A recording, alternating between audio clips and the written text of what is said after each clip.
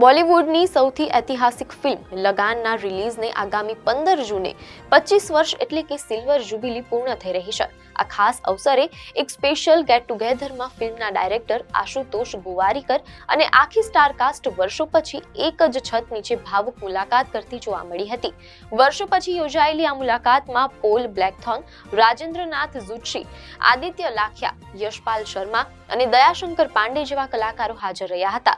મેકર્સે social media પર આ સુંદર રિયુનિયનનો video share કર્યો છે, જેમાં કલાકારો જૂની યાદો તાજી કરતા દેખાયા। સ્ટાર કાસ્ટના આ રિયુનિયનનો વિડીયો અખિલેન્દ્ર મિશ્રાએ પણ શેર કર્યો છે, જે સોશિયલ મીડિયા પર ખૂબ જ વાયરલ થઈ રહ્યો છે। 15 જૂન 2001ના રોજ રિલીઝ થયેલી આ ફિલ્મે બ્રિટિશ કાળમાં ક્રિકેટ અને દેશભક્તિના અનોખા મિશ્રણથી ઇતિહાસ રચ્યો હતો।